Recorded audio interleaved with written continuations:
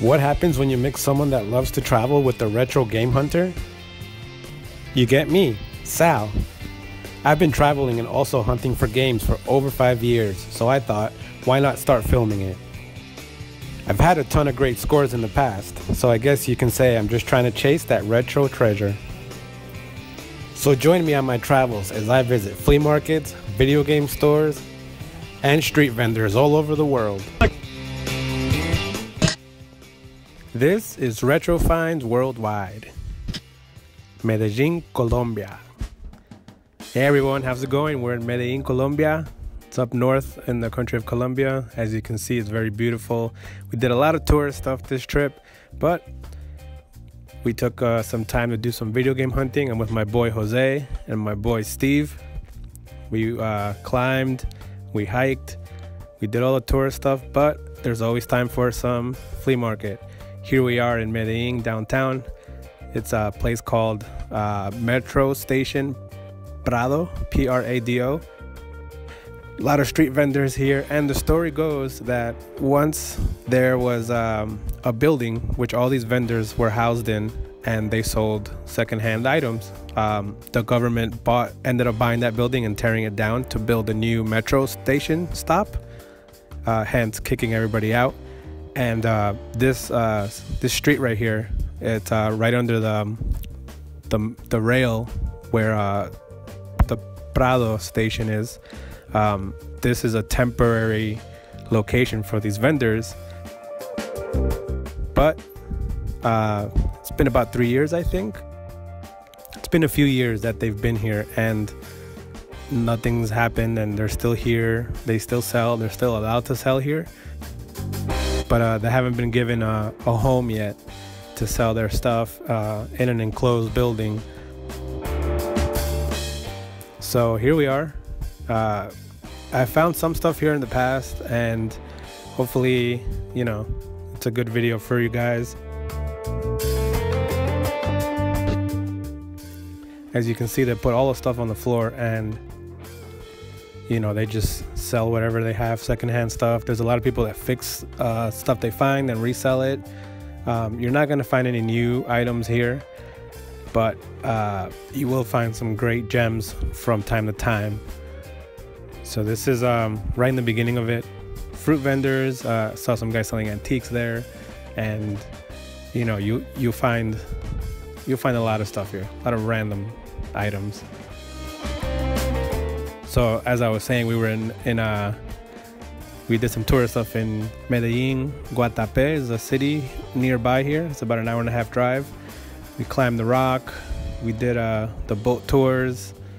We did all the Pablo Escobar stuff, and yeah, we had an amazing time here in Medellin.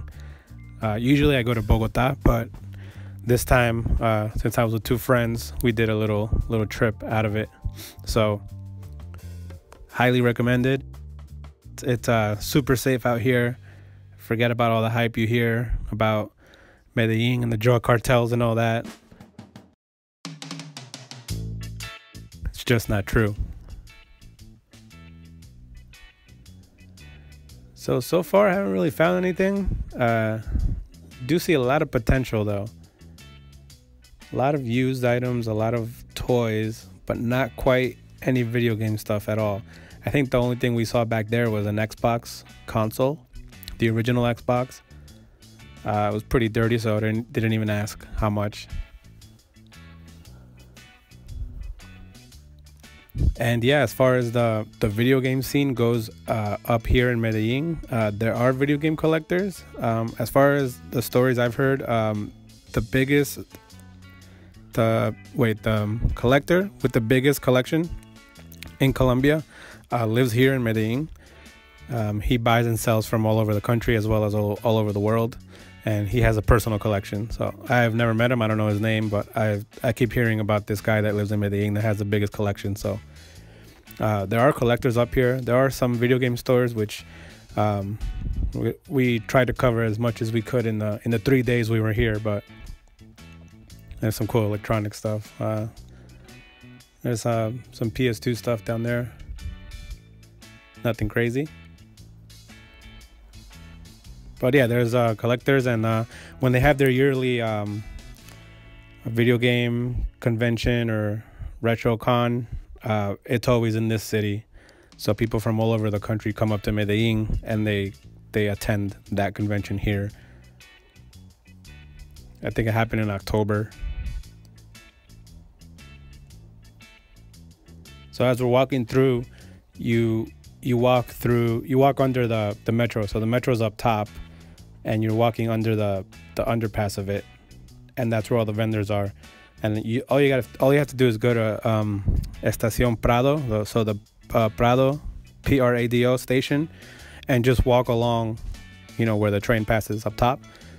Under it, just walk along all the way, and you can't miss it.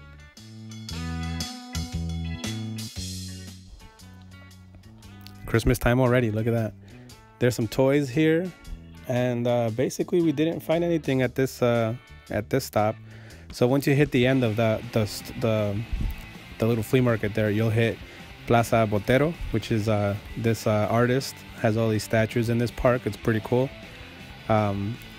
They're really interesting. It's a good tourist stop. So as we're walking here, there's the background. You can see all the statues. And if you walk here and make a right and then make a left, you'll see a little alleyway with some more shops. And this alley will lead you to a place called El Hueco. So the hole is what it translates to. El Hueco is Hueco. El Hueco is a series of shops, stores, street vendors that sell pretty much everything. We stumbled upon a video game stand here. It's huge. It's about 20 blocks, and it's just a maze of vendors, and whatever you need you can find: jeans, clothes, shoes, electronics, cosmetics, etc. So here we're asking around. This guy told us about a place called Rox Play right here, and straight to the left, that they have retro video games. This is way inside El Hueco, and we see that Rox Play is closed. So as we keep looking, we find another vendor. This vendor led us to another vendor, and we finally get going here in El Hueco in Medellin. This guy had a bunch of Nintendo games, so I asked him to take them out. As I'm looking, it's nothing crazy. Amagon, Pro Wrestling, Gacha, Mario 3, and Beetlejuice. That's a good one. Mario Duck Hunt, Kid Icarus. That's another good one.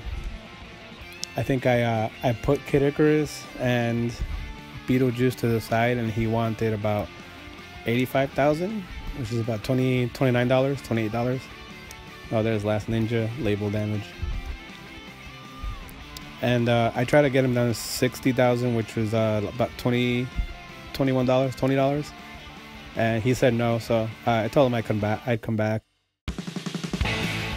Looking at the SNES games, they're all really beat up label-wise, ripped labels, torn labels, written on, and just those games were a mess. He had some Super Famicom stuff and some multi-cards, but nothing really that caught my eye as far as wanting to purchase them.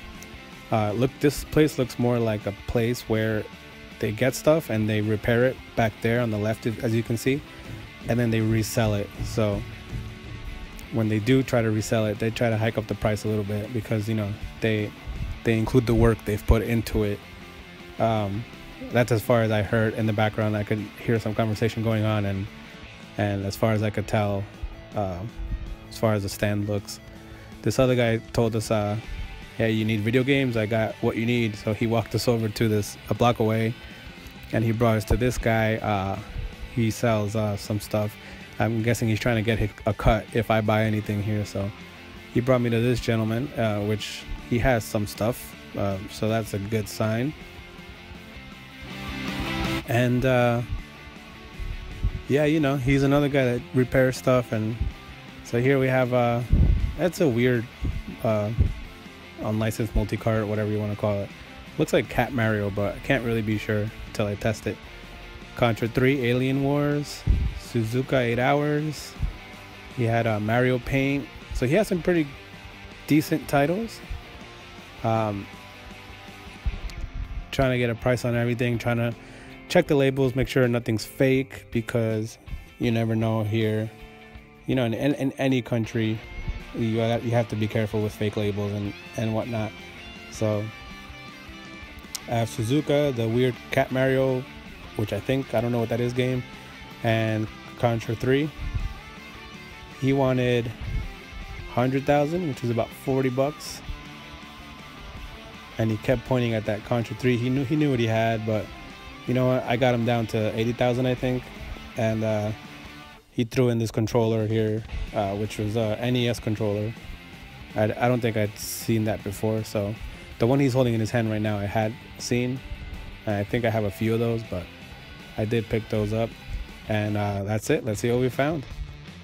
Nothing too crazy here in Medellin. I found the controller, turbo joystick, NES. Found a Suzuka 8 Hours for Super Nintendo. Found this weird mystery game. We're gonna find out in a future episode what it is. And Contra 3 Alien Wars. Little rip on the label there for $26, 80,000 pesos. Nothing too crazy. And then I also found at the flea market this Nintendo Game Boy fanny pack from the 80s. It's a hot pink, everybody's favorite color. $5, 15,000 pesos. And yeah, that's pretty much it, guys. Medellin was a great time. Looks like I'm gonna make some profit if I do decide to sell. And I will see you next time, whether it's this country or another.